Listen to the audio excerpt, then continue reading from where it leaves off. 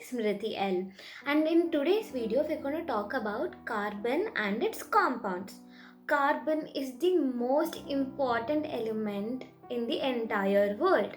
So, when I make this statement that it is very important, it becomes our duty to know more about carbon. Because when I say most important, I'm saying it because carbon is everywhere around us. It is surrounding you at this moment because you're surrounded by carbon dioxide, which contains carbon, and the book that you write in, the food that you eat, and also the clothes that you're wearing contains carbon in it. So, when we know that carbon is so important, it's our duty to know more about it. It is very similar to a new admittee coming to your classroom. So there is a new kid who comes to your classroom and he's joining your school. Okay, so what is the first thing the teacher does? She makes sure that he introduces himself in front of the entire class. So what is the purpose of this? It is because you should understand what's his background is, what is he doing, and what are his parents doing. Why did he come to your school in the middle of the year or the starting of the year? So all these things helps you to make friends with him, understand him better. And once that happens, he will come and talk to all of you, and he will make some best friends, or he might not go along with some people. So this case is very similar with carbon.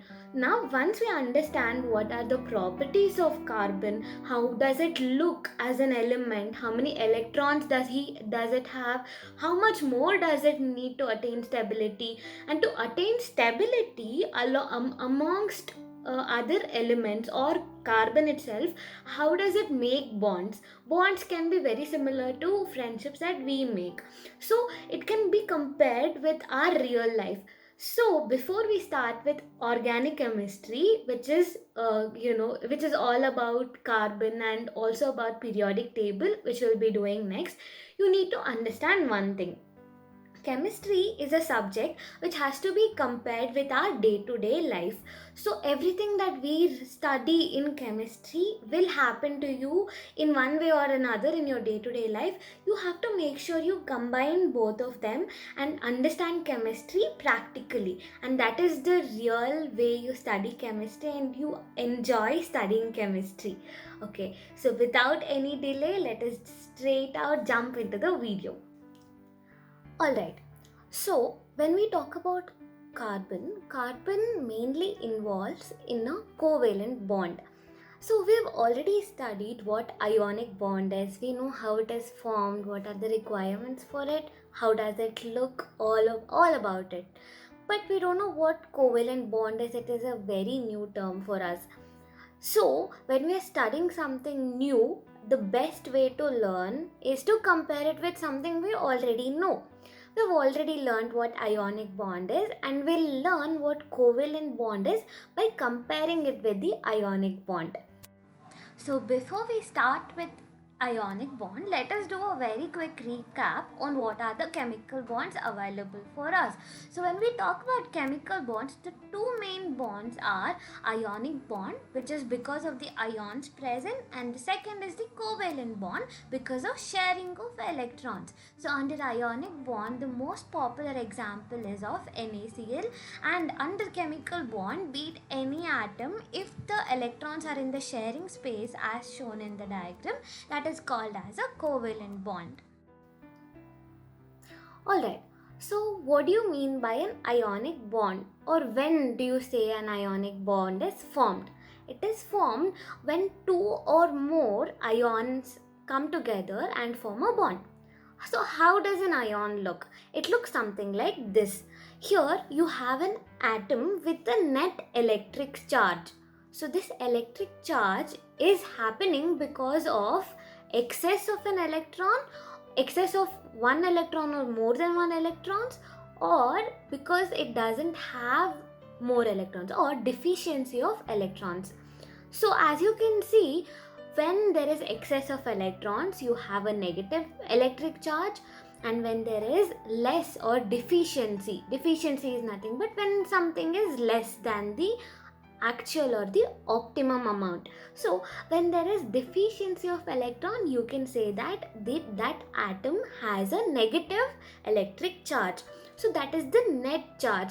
And in ionic bond, you can say the ions move freely, and when they find the opposite set of ions, so when I have a net electric charge of +1 and when there is a net electric charge of -1, when they both combine, it neutralizes. But when we learned ionic bond, we didn't learn it in terms of electric charges. We learned it as electron excess proton, or electron excess atom, or electron deficient atom. So you already know an example for ionic bond, which is NaCl bond. Alright, so now when we are comparing covalent bond with the ionic bond, what are the differences between them? That is very important. You know that when ionic bonds are formed, the bond is very strong. So strong that its melting point, so the molecule's melting point is very high and boiling point is very high. What is a melting point? So the maximum temperature at which a solid turns into a liquid state. For example, if you have a iron bar, this is not, I'm not saying that this is, I'm not talking about the elements in the iron. Just take an example of an iron bar. If you have an iron bar and you make sure you heat it so much so that the iron bar, which is in a solid form, becomes a liquid. So that is called as its melting temperature. When do you say it's boiling temperature? When you have a vessel full of water and when you boil it or when you heat the water, it changes its state from liquid to gaseous state. So that is when you call it as a boiling point. Alright, so for ionic bonds, both boiling point and the melting point is very high. Whereas for covalent bonds, both of it are comparatively low. We can't say it is less until you compare it with something else. So here we're keeping ionic bond as our measure standard and we're comparing covalent bond with it and see how well it is, or is it higher than ionic bond or lower than ionic bond. And now we know one more thing about ionic compounds. It has the highest electric conductivity, or a very good electric conductivity. Whereas covalent compounds doesn't have an electric conductivity, or it is not conducting electricity. These compounds do not conduct electricity. Because of this, we can come to two conclusions.